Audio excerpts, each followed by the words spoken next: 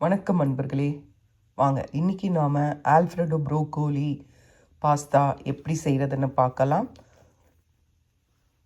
இது செய்கிறதுக்கு 1.5 கப் தண்ணி, 1/2 கப் பால் ரெண்டுத்தையும் கலந்து எடுத்துக்கோங்க. 1.5 கப் தண்ணி, 1.5 கப் பால் எடுத்துக்கோங்க. அதில் 1 டீஸ்பூன் பட்டர் சேர்த்துக்கோங்க.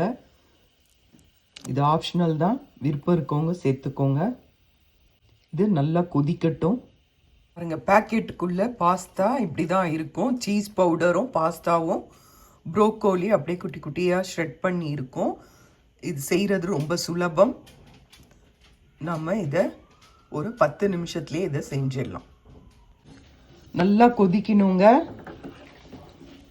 நல்லா கொதிச்சேன்னா ஒரு 10 நிமிஷத்தில் அது போட்டோன்னே நல்லா அது சாஃப்டாகிடும்.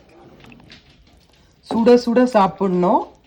ஆறின பிறகு ஒரு சிலருக்கு பிடிக்காது, பட் இது சூடாக சாப்பிட்டா ரொம்ப அருமையாக இருக்கும் இந்த டிஷ்ஷு. நீங்கள் வீட்லேயும் நார்மல் பாஸ்தா வாங்கிட்டு சீஸ் இருந்ததுன்னா அந்த சீஸை போட்டு கலரி சாப்பிட்லாம். மொசரலா சீஸ் இருக்கும், அது வாங்கி நீங்கள் ஷ்ரெட் பண்ணி இதில் போட்டு அப்படியும் சாப்பிட்லாம். பார்மசான் சீஸு அது இருந்ததுன்னா கூட நம்ம ஊரில் கிடச்சா நார்மல் பாஸ்தா வாங்கி இந்த மாதிரி செஞ்சு சாப்பிடலாம். இது நல்லா பாயில் ஆகட்டும்ங்க. நல்லா பாயில் ஆகிடுச்சு. அதில் நாம் இதை இந்த பேக்கெட்டில் இருக்கிறத கொட்டிடலாம். கொட்டிட்டு இதை நல்லா ஒரு 10 நிமிஷம் இந்த பால்லையே இது கொதித்து திக்காகும். இதை நடுவில் நடுவில் கலரி கொடுத்துக்கிட்டே இருங்க. வாங்க பார்க்கலாம்.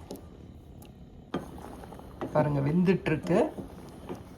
இன்னும் கொஞ்சம் நல்லா கொதிச்சு நல்லா திக்கானோன்னு நாம் எடுத்துடலாம். பாருங்க, ரெடி ஆயிடுச்சு. ரொம்ப கெட்டியாக இருந்தால் சாப்பிட்டா நல்லா இருக்காது. இந்த மாதிரி ஸ்டேஜில் எடுத்திங்கன்னா நல்லாயிருக்கும். அவ்வளோதாங்க, ரெடி ஆயிடுச்சு. சுட சுட பாஸ்தா ரெடி ஆயிடுச்சு. இதை செஞ்சு பாருங்கள். குழந்தைங்களுக்கு ரொம்ப நல்லது. நல்ல ஹெல்த்தி ப்ரோட்டீன் நிறைய இருக்குது. செஞ்சு பாருங்கள். தேங்க்யூ ஃபார் வாட்சிங்.